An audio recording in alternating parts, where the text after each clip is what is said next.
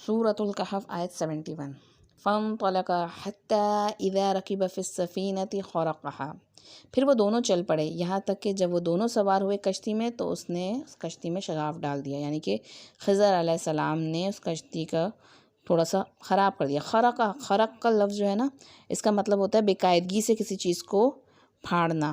ایک ہوتا ہے خلقہ کا مطلب ہوتا ہے عمدگی سے کسی چیز کو بنانا، پلاننگ کے ساتھ، اور خرقہ ایسی رینڈملی انہوں نے کہیں سے اسے خراب کر دیا، کشتی کے حصے کو، لکڑی کو۔ تو یہاں حضرت موسیٰ علیہ السلام نے خضر علیہ السلام کی شرط تو قبول کر لی تھی کہ وہ، اور وہ سفر بھی سٹارٹ ہو گیا، لیکن جب وہ دریا پار کرنے لگے تو کشتی میں سوار ہوئے، اور پھر وہ کشتی جو تھی وہ کسی مسکینوں کی تھی، اور انہوں نے، جو خضر علیہ السلام تھے، انہوں نے اس کشتی کا ایک جو حصہ تھا، ایک پارٹ تھا، اس میں کہیں شگاف لگا دیا۔ تو موسیٰ علیہ السلام نے جب یہ دیکھا تو آپ کہاں خاموش رہنے والے تھے، فوراً ان پہ بول پڑے، قَالَ خَرَقْتَهَا لِتُغْرِقَ أَهْلَهَا لَقَدْ جِئْتَ شَيْئًا إِمْرًا۔ موسیٰ علیہ السلام نے کہا، کیا آپ نے اسے پھاڑ ڈالا ہے تاکہ غرق کر دیں اس کے تمام سواروں کو، یعنی جو اس پہ لوگ سوار ہیں گے؟ یہ تو آپ نے بہت ہی غلط کام کیا ہے۔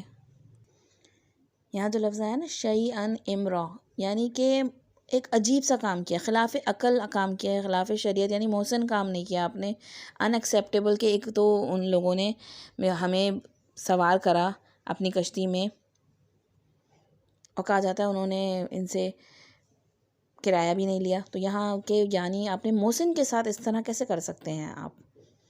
تو ایک تو یہاں دیکھیے آپ، جیسے ہی وہ ملے نا، تو یہاں پہ جو موسیٰ علیہ السلام ان سے سیکھنے گئے تھے، تو وہ ان کو کس طریقے سے سکھا رہے ہیں، کوئی ٹریڈیشنل کلاس نہیں ہو رہی، بلکہ تجربے اور مشاہدے سے سکھا رہے ہیں گے۔ بعض وقت ہم صرف کتابوں سے نہیں سیکھتے، بلکہ دنیا کے حالات اور آس پاس جو کچھ ہو رہا ہے ماحول میں، اس سے بھی بہت کچھ سیکھنے کو ملتا ہے۔ اور دوسری چیز کہ پہلی شرط جو رکھی گئی تھی علم حاصل کرنے کے لیے، صبر چاہیے، تو یہاں پہ پھر وہ خضر علیہ السلام انہیں یاد دلاتے ہیں آیت نمبر 72 میں، قَالَ أَلَمْ أَقُلْ إِنَّكَ لَن تَسْتَطِيعَ مَعِيَ صَبْرًا۔ اس نے کہا، میں نے کہا نہیں تھا کہ آپ میرے ساتھ صبر نہیں کر سکیں گے۔ تو انسان کو بہت سی باتیں جو ہوتی ہیں وہ پہلے مرحلے میں سمجھ نہیں آتی، تو ایسے مقام پہ خود کو روکنا ہوتا ہے۔ دین میں بھی زیادہ سوال کرنے سے منع کیا گیا، اس پہ دین پر عمل کرنے سے مشکل ہو جاتی ہے گی۔ اور یہاں تو موسیٰ علیہ السلام نے سوال نہیں کیا تھا، بلکہ کیا کر دیا تھا، اعتراض کر دیا تھا۔ تو خضر علیہ السلام نے فوراً یاد دلایا، ڈڈ ناٹ آئی سے، میں نے آپ کو کہا نہیں تھا کہ آپ صبر نہیں کر سکیں گے۔ تو یہاں اگلی آیت میں آپ دیکھیں موسیٰ علیہ السلام نے فوراً ایک طرح سے سوری دی اپنی، قَالَ لَا تُؤَاخِذْنِي بِمَا نَسِيتُ وَلَا تُرْهِقْنِي مِنْ أَمْرِي عُسْرًا۔ موسیٰ علیہ السلام نے کہا، آپ میرا مواخذہ نہ کیجئے میری بھول جانے پر، یعنی آئی فارگیٹ، میں تو صرف بھول گیا تھا، اور نہ ہی میرے معاملے میں زیادہ سختی کیجئے۔ یہاں پہ جو آ رہا ہے نا ترہقنی، رحق جو ہے نا، اس کہتے ہیں کہ ایسا بوجھ لادنا جس کا اٹھانا مشکل ہو، یعنی مجھ پر اتنی سختی نہ کیجئے، یہ فرسٹ ٹائم ہوا گا، اور بھولنے پر مواخذہ نہ کیجئے۔ بعض لوگ بھول جاتے ہیں تو کیا ہوتا ہے، وہ پھر سوری بھی نہیں کرتے، شرمندہ بھی نہیں ہوتے، تو یہ ادب اور مینرز کے خلاف ہے کہ اگر ہم کسی بات کو بھول جائیں تو اپنے طور پہ ایک سوری کریں، کہ معذرت دیں کہ میں بھول گیا تھا۔ تو یہاں موسیٰ علیہ السلام کہتا ہے کہ میں بھول گیا تھا آپ سے، کہ میں نے سوال نہ کرنے کا وعدہ کیا تھا، لہٰذا آپ میری اس بھول کی وجہ سے تو پکڑ نہ کیجیے اور درگزر سے کام لیجیے۔ فَانطَلَقَا حَتَّىٰ إِذَا لَقِيَ غُلَامًا فَقَتَلَهُ، پھر وہ دونوں چل پڑے یہاں تک کہ ان کی ملاقات ایک لڑکے سے ہوئی، تو خضر علیہ السلام نے اس کو قتل کر دیا۔ اب تو دیکھیں قتل والا کام ہو گیا گا، وہ تو چھوٹی سی چیز تھی، جو ایک ٹکڑا جو تھا انہوں نے کچھ کیا تھا، تو موسیٰ علیہ السلام اس پہ آبجیکشن کر رہے تھے، لیکن یہاں قتل کرنا ظاہر بات، اور موسیٰ علیہ السلام تو ایک نبی ہیں، تو موسیٰ علیہ السلام نہیں رہ سکے، انہوں نے کہا، قَالَ قَتَلْتَ نَفْسًا زَكِيَّةً بِغَيْرِ نَفْسٍ۔ موسیٰ علیہ السلام نے، کیا آپ نے قتل کر دیا ایک معصوم جان کو بغیر کسی جان کے بدلے؟ یعنی جان کے بدلے جان لینے کی تو اسلام اور جتنا بھی جو شریعتیں آئی ہیں ان سب میں اجازت رہی ہے کہ قصاص کا، لیکن بلا وجہ میں آپ نے ایک معصوم جان کو خون بہا دیا۔ لَقَدْ جِئْتَ شَيْئًا نُكْرًا، یہ تو آپ نے بہت ہی نامعقول حرکت کی ہے، شَيْئًا نُكْرًا، یعنی ایک طرح سے ایول ایکٹ کیا ہے آپ نے۔ تو یہاں پہ موسیٰ علیہ السلام کا جو ریئیکشن تھا نا، بالکل نیچرل تھا، کیونکہ شریعت کے مطابق یہ کام بالکل درست نہ تھا، لیکن خضر علیہ السلام ان کا جواب کس طرح دیتے ہیں گے، قَالَ أَلَمْ أَقُلْ لَكَ إِنَّكَ لَن تَسْتَطِيعَ مَعِيَ صَبْرًا۔ خضر علیہ السلام نے پھر کہا میں نے آپ سے کہا نہیں تھا کہ آپ میرے ساتھ صبر نہیں کر سکیں گے. پچھلی آیت میں انہوں نے کہا تھا علم اکل انک لن تستطیع معی صبرا، کہ میں نے کہا تھا صبر نہیں کرتا، اور یہاں پہ اکل لکا تھوڑا سا ایڈیشن کیا گا، did not I tell you. آپ کو ایک اسٹیج آگے بڑھ گئی ہے گی، دوبارہ یاد دلایا جا رہا ہے کہ آپ صبر نہیں کر پا رہے ہیں گے. جو میں نے آپ نے جو کمٹمنٹ کیا تھا مجھ سے سیکھنے کے لیے، تعلیم کے لیے، تو تعلیم حاصل کرنے کے لیے استاد کی بات ماننا جو ہے نا بہت ضروری ہوتی ہے. آیت نمبر 76 میں موسیٰ علیہ السلام کہتے ہیں قَالَ إِن سَأَلْتُكَ عَنْ شَيْءٍ بَعْدَهَا فَلَا تُصَاحِبْنِي. موسیٰ علیہ السلام نے اب آخری میں وہ دیا اپنا کہ آخری چانس مجھے دے دیں، اگر میں آپ سے سوال کروں کسی چیز کے بارے میں اس کے بعد تو آپ مجھے اپنے ساتھ نہ رکھیے گا، لاسٹ چانس. یہاں موسیٰ علیہ السلام کو دیکھیں کہ اب وہ موسیٰ علیہ السلام ان سے سیکھنے کی نیت سے نکلے تھے نا، تو اب وہ اپنے استاد کی کیا کر رہے ہیں کہ غلطی کو چھوڑ کے اپنی غلطی ایکسیپٹ کر رہے ہیں کہ نہیں غلطی میری ہے. کہ ابھی حالانکہ اتنا بڑا ایک طرح سے قتل والا معاملہ ہے گا، لیکن اس کے باوجود انہوں نے یہاں پہ خاموش ہو گئے اپنے استاد کے سامنے اور کہنے لگے کہ نہیں اپنی غلطی ایکسیپٹ کرتا ہوں کہ میں نے سوال کیوں کر لیا اس وقت، اور مجھے ایک آخری چانس دے دیجیے. قد بلغت من لدنی عذرا، آپ پہنچ چکے میری طرف سے حد عذر کو، یعنی آپ کی طرف سے مجھ پر حجت قائم ہو چکی ہے، لہذا اس کے بعد آپ مجھے ساتھ نہ رکھنے کا اگر میں اس کے بعد دوبارہ سے یہ مسٹیک دہرا دوں. اگلی آیت میں فَانطَلَقَا حَتَّى إِذَا أَتَيَا أَهْلَ قَرْيَةٍ اسْتَطْعَمَا أَهْلَهَا، پھر وہ دونوں چل پڑے یہاں تک کہ جب پہنچے ایک بستی کے لوگوں کے پاس تو انہوں نے کھانا مانگا بستی والوں سے. یاد رکھیں جیسے اس زمانے کی بات ہے تو وہاں پہ ہر جگہ ریسٹورنٹس وغیرہ نہیں ہوتے تھے. کوئی بھی آپ گاؤں میں جائیں تو وہاں کے آبادی سے گزرنے والے لوگوں کو جو ہے وہیں کے لوگ جو ہوتے ہیں وہ مہمان نوازی کرتے تھے. اور مہمان نوازی جو ہے نا یہ ابراہیم علیہ السلام کی سنت ہے. مہمان کی ضیافت جو ہے نا وہ ایک طرح سے حدیث میں آتا ہے قرض ہے. مہمان کو اگر کوئی نہ دے نا تو مہمان اس حق کو اپنے حق کو مانگ بھی سکتا ہے گا، لے سکتا ہے گا. اور 3 دن کے حوالے سے تو حدیث مبارکہ میں آتا ہے. تو اس بستی کے لوگوں نے اچھا سلوک نہیں کیا، پھر بھی ابھی ان کے ساتھ وہ کیا کرتے معاملہ فَأَبَوْا أَن يُضَيِّفُوهُمَا، تو انہوں نے بستی والوں نے انکار کر دیا ان دونوں کی مہمان نوازی سے. یعنی وہاں کے جو لوگ تھے وہ بہت ہی تھوڑ دلے تھے، کسی نے بھی ان کو کھانا نہیں کھلایا، ان کی ضیافت نہیں کی. فَوَجَدَ فِيهَا جِدَارًا يُرِيدُ أَن يَنقَضَ فَأَقَامَهُ، تو ان دونوں نے وہاں ایک دیوار دیکھی جو چاہتی تھی، جو گرے چاہتی تھی، یعنی گر رہی تھی، تو اس خضر علیہ السلام نے اسے سیدھا کر دیا. قَالَ لَوْ شِئْتَ لَاتَّخَذْتَ عَلَيْهِ أَجْرًا، موسیٰ علیہ السلام نے کہا اگر آپ چاہتے تو اس پہ کچھ اجرت لے لیتے. اب موسیٰ علیہ السلام نے اس دفعہ کیا کیا؟ موسیٰ علیہ السلام نے اس دفعہ ایک سجیشن دے دی، اپنی ایک رائے دے دی. تو بخاری میں آتا ہے اس حوالے سے کہ پہلا اعتراض جو تھا موسیٰ علیہ السلام سے وہ بھول کی بنا پہ ہوا تھا. دوسرا اعتراض جو تھا وہ پھر وہ شرط کے طور پہ تھا کہ اب شرط لگ گئی تھی. اور تیسرا جو تھا موسیٰ علیہ السلام نے جان بوجھ کر ایک طرح سے اپنی رائے دے دی. تو یہ نبی کریم صلی اللہ علیہ وسلم نے فرمایا کہ موسیٰ علیہ السلام اگر صبر کرتے تو ہمیں مزید عجائبات کا معلوم ہو جاتا، ہمارے بھائی موسیٰ اگر مزید صبر کرتے. تو یہاں پہ خضر علیہ السلام نے کہتے ہیں آیت نمبر 68 میں قَالَ هَذَا فِرَاقُ بَيْنِي وَبَيْنِكَ سَأُنَبِّئُكَ بِتَأْوِيلِ مَا لَمْ تَسْتَطِعْ عَلَيْهِ صَبْرًا، اب بس یہاں پہ جدائی کا وقت ہے میرے اور آپ کے درمیان. اب میں آپ کو بتائے دیتا ہوں اصل حقیقت ان چیزوں کی جن پہ آپ صبر نہ کر سکے. ابھی میں آپ کو بتاتا ہوں، یہاں پہ جو آ رہا ہے سَأُنَبِّئُكَ عن قریب، یعنی کچھ ہی دیر میں آپ کو ان سب چیزوں کی تأویل بتاتا ہوں. تأویل جو ہے نا وہ اول سے ہے، یعنی اصل مقصد کی طرف لوٹنا، اوریجن کی طرف، یعنی حقیقت کی طرف. یوسف علیہ السلام کے بارے میں بھی آتا ہے نا، خوابوں کی تعویل بتاتے، تعویل الاحادیث. تو وہ اصل چیز یعنی وہ جو نظر آ رہی ہے اس سے اصل میں کیا مراد ہے، اصل میں کیا چیز حقیقت میں اس سے ریلیٹڈ ہے. تو یہاں 3 کام ہوئے تھے. سب سے پہلے چیز میں انہوں نے خضر علیہ السلام نے ایک پراپرٹی کا نقصان کیا تھا. دوسری چیز میں تو انہوں نے جان کا نقصان کر دیا تھا جو کہ ریورسیبل ہی نہیں تھی. پراپرٹی تو پھر بھی کچھ نہ کچھ اس کو توڑی ہوئی چیز کو جوڑا جا سکتا ہے، لیکن ایسی بات جان چلی گئی تھی اس میں تو کوئی ریورسیبل نہیں تھی. اور تیسری چیز میں انہوں نے ایک ایسے لوگ جو ان کے ساتھ بہت برا سلوک کر رہے تھے، خواہ خواہی میں ان کے ساتھ ان کی ایک دیوار جو ٹوٹی پڑی تھی اس کو انہوں نے بنا دیا تھا. اور یہاں جو الفاظ آتے ہیں نا فوجد فیہا جدارین، وہ دیوار فوجد خود بھی یریدو چاہتی تھی کہ مجھے بنا دیا جائے. تو کچھ نہ کچھ سینسز جو ہیں اللہ تعالیٰ نے تمام جو کریشن میں جو معدنیات وغیرہ جو رکھی ہیں گی ان چیزوں میں بھی، پتھروں میں بھی اور پہاڑوں میں بھی سینس ہوتا ہے. اسی لیے نبی کریم صلی اللہ علیہ وسلم فرماتے ہیں نا کہ احد پہاڑ جو ہے وہ ہم سے محبت کرتا ہے گا.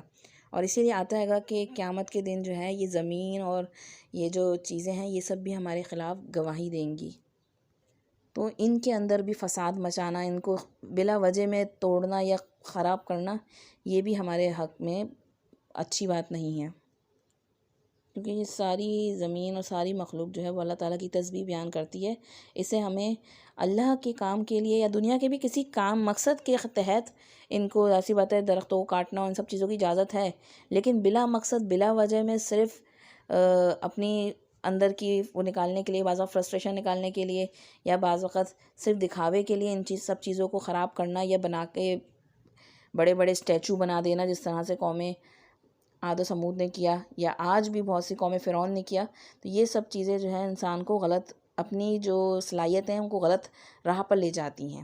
خیر ہم آیت نمبر 79 پہ تھے کہ اما السفینۃ فکانت لمساکین یعملون فی البحر، جہاں تک اس کشتی کا معاملہ ہے تو وہ غریب لوگوں کی ملکیت تھی جو محنت کرتے تھے دریا میں.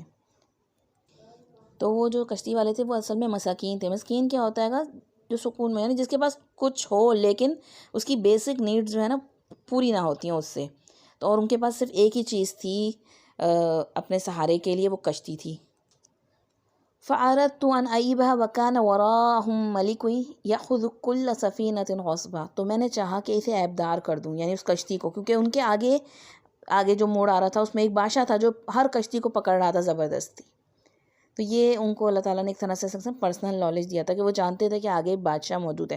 فَأَرَدْتُ انہوں نے کہا یہاں پہ کہ میں نے چاہا کہ میں ایسے کر دیتا ہوں. کیوں؟ کیونکہ آگے جو ہے ایک بادشاہ جو تھا وہ سب کشتیاں پکڑ رہا تھا، تو جو کچھ ان کے پاس ہے وہ بالکل، کیونکہ وہ اسی کشتی پہ ڈیپینڈ کرتے تو سب کچھ چلا جائے گا. تو تھوڑا سا اگر ان کو نقصان ہو رہا ہے مصلحت کے تحت تو کم سے کم کشتی تو ان کی بچ گئی نا. اس کی وجہ سے جب وہ عیبدار ہو گئی تو بادشاہ نے اسے نہیں پکڑا، کیپچر نہیں کیا. تو بعض دفعہ جو چھوٹی ٹھوکر ہوتی ہے نا وہ انسان کو بڑے بڑے حادثوں سے بھی بچا لیتی ہے. دنیا میں بہت سے کام اللہ تعالیٰ کی طرف سے نگرانی میں ہو رہے ہوتے ہیں، اسباب کے پردے میں. تو ہمیں دل سے یہ یقین رکھنا چاہیے کہ تقدیر کے جتنے بھی فیصلے ہیں نا، اللہ کسی بندے پہ ظلم نہیں کرتا. بعض دفعہ بڑے نقصان سے بچانے کے لیے چھوٹا نقصان اٹھانا پڑتا ہے. اگلی آیت میں وَأَمَّا الْغُلَامُ فَكَانَ أَبَوَاهُ مُؤْمِنَيْنِ، اور جو رہے وہ لڑکا تو اس کے والدین جو تھے وہ مومن تھے. فَخَشِينَا أَن يُرْهِقَهُمَا طُغْيَانًا وَكُفْرًا، تو ہمیں خدشہ ہوا کہ وہ سرکشی اور ناشکری سے ان پر تعدی کرے گا، ان پہ زیادتی کرے گا اپنے ماں باپ پر. یہاں پہ آ رہا تُرْهِقَهُمَا، رحق کہتے ہیں ایک کا دوسرے پر چڑھ جانا، اثر انداز ہو جانا، یعنی دشواری میں ڈالنا. یہ بچہ جو ہے بڑے ہو کر اگر بالغ ہو جاتا تو اپنے والدین کے اوپر حاوی ہو جاتا اور پھر اپنے ماں باپ کے لیے تکلیف اور اذیت کا باعث بن جاتا. تو یہاں پہ انہوں نے کہا فخشینا، تو ہمیں ڈر ہوا. پچھلی آیت میں انہوں نے کہا تھا کہ میں نے چاہا کہ میں اس کو عیبدار کر دوں، کیونکہ ان کے اپنی نالج میں موجود تھا کہ سامنے آگے تھوڑی دور پہ بادشاہ ہے. لیکن یہاں پہ انہوں نے فیوچر کے حوالے سے بات کی تو کہا ہمیں ڈر ہوا، یعنی کہ اللہ تعالیٰ نے ان کو بتایا، اللہ کو معلوم ہے آگے فیوچر میں کیا ہونے والا ہے گا. تو یہاں پہ ہم کا لفظ اس میں استعمال ہوا گا کہ یہ جو بچہ ہوگا یہ آگے جا کے اپنے والدین کو ستائے گا، اور ماں باپ جو تھے دونوں مومن ایمان والے ہیں تو ان کی ایمان کی وجہ سے انہیں اس بچے سے کو ان سے لے لیا گیا. فَأَرَدْنَا أَن يُبْدِلَهُمَا رَبُّهُمَا خَيْرًا مِّنْهُ زَكَاةً وَأَقْرَبَ رُحْمًا، بس ہم نے چاہا کہ ان دونوں کو بدلے میں دے ان کا رب اس سے بہتر اولاد پاکیزگی میں اور قریب تر شفقت میں، جو ان پہ رحم کرنے والی ہو. جیسے ہمیں دعا قرآن مجید میں سکھائی گئی ہے والدین کے لیے، رَبِّ ارْحَمْهُمَا كَمَا رَبَّيَانِي صَغِيرًا. تو ایسی اولاد ان کو عطا کرے جو زکاتن کا لفظ ہے نفس زکی، یعنی پاک نفس ہو اس کا، اور وہ قریب قربت میں صلہ رحمی میں اور ماں باپ کے لیے سکھ کا باعث بن جائے. تو اصل میں اللہ کے فیصلے میں ہمارے لیے بھلائی ہوتی ہے. بعض وقت ہم سے کوئی چیز لے لی جاتی ہے کہ اور وہ ہمارے لیے شدید تکلیف کا باعث ہوتی ہے، لیکن ہم نہیں جانتے کہ اللہ اس کے بدلے میں ہمیں کیا کچھ فراہم کرنے والا ہے گا، جس کا ہم کبھی گمان بھی نہیں کر سکتے تھے، شاید جس کے لیے ہم کبھی دعا بھی نہیں کرتے یا سوچ بھی نہیں سکتے تھے. پھر اگلی آیت میں آ رہا ہے وَأَمَّا الْجِدَارُ فَكَانَ لِغُلَامَيْنِ يَتِيمَيْنِ فِي الْمَدِينَةِ، اور رہی وہ دیوار تو وہ شہر کے 2 یتیم لڑکوں کی تھی. وَكَانَ تَحْتَهُ كَنْزٌ لَهُمَا، اور اس کے نیچے خزانہ تھا ان دونوں کا. وکان ابوہما صالحا، اور ان کا باپ نیک آدمی تھا۔ یہاں دیکھیے نیک آدمی فوت بھی ہو جائے نا تو اس کے بچوں کا ذمہ اللہ کے اوپر ہے۔ ہم کیا لائف انشورنس کرانا چاہتے ہیں گے کہ ہم کس پہ چھوڑ کر جا رہے ہیں گے؟ اپنی نیکی پہ اور اپنے ساتھ اپنا تعلق اللہ سے مضبوط کریں تو ہمارے جانے کے بعد ہماری آنے والی نسلوں کا ذمہ دار اللہ ہے۔ تو یاد رکھیں اپنے بچوں کے لیے مال جمع کرنے سے بہتر ہماری نیکیاں ان کے کام آئیں گی۔ فَأَرَادَ رَبُّكَ أَن يَبْلُغَا أَشُدَّهُمَا وَيَسْتَخْرِجَ كَنزَهُمَا، لہٰذا آپ کے رب نے چاہا کہ وہ دونوں اپنی جوانی کو پہنچ جائیں اور نکال لیں اپنا خزانہ۔ اس وجہ سے انہوں نے دیوار بنا دی، ورنہ وہ دیوار اگر گرنے ہی والی تھی، گری جا رہی تھی، تھوڑے دیر میں گرتی تو دوسرے لوگ اس کو بنانے کی کوشش کرتے تو وہ خزانہ باہر آ جاتا۔ تو انہوں نے اس کو غیب کے علم سے، جو کہ اللہ تعالیٰ نے ان کو عطا کیا تھا، یہاں پر فرما رہے ہیں رحمتم من ربک، یہ سب امور آپ کی رب کی رحمت کی وجہ سے ظہور پذیر ہوئے۔ بظاہر اس میں لگ رہا ہے گا ایک طرف چیزیں ٹوٹ رہی ہیں گی، کشتی ٹوٹ رہی ہے گی، بچہ فوت ہو رہا ہے گا، اور ایک دیوار جو ہے گی وہ بلا وجہ میں بنائی جا رہی ہے، لیکن یہ سب اپنی رب کی رحمت کا اظہار تھا۔ وما فعلته عن امری، اور یہ سب میں نے اپنی رائے سے سر انجام نہیں دیا، یہ میری اپنی حکمت یا اپنا وہ نہیں تھا۔ ذلک تأویل ما لم تستطع علیہ صبرا، یہ ہیں اصل حقیقتیں ان باتوں کی جن پر آپ صبر نہ کر سکے۔ تو انسان کی زندگی میں صبر بہت ضروری ہے۔ اللہ کبھی ہمیں کچھ دے کر سکھاتا ہے اور کبھی بعض دفعہ کچھ لے لیتا ہے، اور اس کے بدلے میں وہ کچھ عطا کرتا ہے جو ہم سوچ نہیں سکتے۔ تو اللہ کے فیصلے پر اگر آبجیکشن کی تو اس غم و تکلیف کا کوئی پھر ہمیں معاوضہ اور اجر بھی نہیں ملے گا۔ تو یہاں پر باپ کی نیکی کو قبول کیا گیا اور غیب سے ان کے بچوں کی خزانے کی حفاظت فرمائی گئی، اور رب کی رحمت اس میں نظر آتی ہے، دیوار بن گئی۔ لیکن بچے کا ماننا تو ایسا نہیں لگتا کہ رحمت ہو، لیکن حقیقت اس میں بھی رب کی رحمت تھی ان کے والدین کے لیے، ورنہ وہ زیادہ تکلیف کا باعث بنتے بڑے ہو کر۔ تو دنیا میں نظر آنے والے واقعات بظاہر کچھ اور دکھائی دیتے ہیں، لیکن اس میں اللہ تعالیٰ کی حکمتیں کار فرما ہوتی ہیں۔ تو یہاں تقدیر جو ہے نا اس کے حوالے سے کہ وہ تقدیر کیسے اللہ کا فیصلہ ہے گا، اور اللہ تعالیٰ کس طرح اسباب میں انسان کے لیے بہت کچھ کر رہا ہوتا ہے گا۔ انسان کی آزادی کی باؤنڈریز کو ڈیفائن کیا گیا ہے گا کہ اگر انسان آزاد بھی ہے تو کس طرح۔ جیسے حضرت علی اللہ تعالیٰ سے ایک شخص نے پوچھا تقدیر کے بارے میں، تو انہوں نے کہا اپنا پاؤں اٹھاؤ، تو اس نے اٹھایا، تو انہوں نے کہا دوسرا پاؤں بھی اٹھاؤ، تو اس نے کہا کہ میں نہیں کر سکتا، تو انہوں نے کہا بس یہی تقدیر ہے، یعنی تمہیں ایک حد تک لمٹ تک آزادی دی گئی ہے، باقی تم بھی تقدیر کے اس میں سمجھو جڑے ہوئے ہو۔ جیسے ایک درخت کے بارے میں آتا ہے نا کہ ایک درخت ہوتا ہے کہ اس کو ایک حد تک آزادی ہے کہ وہ اوپر بڑھتا رہتا ہے گا، لیکن اس کی جڑوں سے وہ نیچے جڑا ہوا ہے گا، وہاں سے وہ اٹھ کے کہیں اور نہیں جا سکتا ہے۔ اسی طرح ہمیں بھی ایک حد تک آزادی ہے ہمارے اعمال کے حوالے سے، باقی چیزیں جو ہیں وہ ہمارے ساتھ جڑی ہوئی ہیں، بس جو بھی پیش آ رہا ہے ہم دعا کریں، کوشش کریں، اور اگر کچھ مل جاتا ہے تو اللہ کا شکر، نہیں ملتا اس کے باوجود تو ہمیشہ یاد رکھیں کہ اس میں بھی اللہ کی بہتری ہوگی۔ سورۃ البقرہ میں آتا ہے نا وَعَسَىٰ أَن تَكْرَهُوا شَيْئًا وَهُوَ خَيْرٌ لَكُمْ، ہو سکتا ہے تمہیں ایک چیز کو برا سمجھ رہے ہو وہ تمہارے لیے بہتر ہو۔ وَعَسَىٰ أَن تُحِبُّوا شَيْئًا وَهُوَ شَرٌّ لَكُمْ، اور ہو سکتا ہے ایک چیز کو تم بہت محبوب سمجھ رہے ہو وہ تمہارے لیے اس میں شر ہو، یعنی تم بہت شدت سے چاہتے ہو کہ یہ مجھے مل جائے، اس کے لیے کوشش کرو، محنت کرو، پھر بھی نہیں مل پا رہی ہے، تو اس میں تمہارے لیے جانے کیا شر موجود ہو۔ وَاللَّهُ يَعْلَمُ وَأَنْتُمْ لَا تَعْلَمُونَ، اور اللہ جانتا ہے اور تم نہیں جانتے۔ تمہارا علم جو ہے بہت لمیٹڈ ہے، بہت محدود ہے، تم اپنے بھلا بھی نہیں جانتے ہو۔ تو اللہ تعالیٰ کبھی اپنے کسی بندے پر ظلم نہیں کرتا۔ یہ ہم جو کہتے ہیں نا سبحان اللہ، تو اصل میں ہمیں زبان کے ساتھ ساتھ دل سے بھی تسبیح کرنی چاہیے اللہ کی، دل سے اللہ کے ہر فیصلے کو پاک قرار دینا، کہ اللہ کا ہر فیصلے پہ راضی ہو جانا، کہ ہر فیصلے میں اللہ کی کوئی نہ کوئی مصلحت اور حکمت ہے گی جو مجھے ابھی نہیں سمجھ آ رہی، نہیں نظر آ رہی، لیکن آمنا و صدقنا، ہم ایمان لائے اور ہم نے تصدیق کر دی کہ اسی میں بہتری ہوگی، جو اللہ نے کیا ہے گا یہی میرے حق میں بہتر ہے۔ تو یہ دل کی تسبیح ہوتی ہے کہ اللہ کے ہر فیصلے پہ دل کا راضی ہونا، پرسکون ہونا، اطمینان حاصل ہو جانا کہ اللہ تعالیٰ جو کچھ کر رہا ہے میرے ساتھ وہ اپنے بندوں پر ظلم نہیں کرتا ہے گا، اس کا یہ فیصلہ قبول ہے مجھے۔ تو کوئی بھی کام ہو اس کے لیے کوشش کریں، دعا بھی کریں، لیکن اگر نہ ملے تو مایوس نہ ہوں، بلکہ اللہ پر چھوڑ دیں کہ اسی میں کوئی بھلائی ہوگی جو ابھی مجھے نظر نہیں آ رہی، اور ایسے نتائج جو ہوتے ہیں گے اللہ کی عطا کردہ سے ہی بہت نصیب والوں کو ایسی حکمت عطا ہوتی ہے کہ اللہ تعالیٰ ہم سب کو اس میں شامل کرے، ہمیں اللہ کے ہر فیصلے پہ راضی رہیں، اللہ تعالیٰ ہم سے راضی ہو جائے اور ہمیں اپنے نیک صالح بندوں میں شامل فرما لے، آمین۔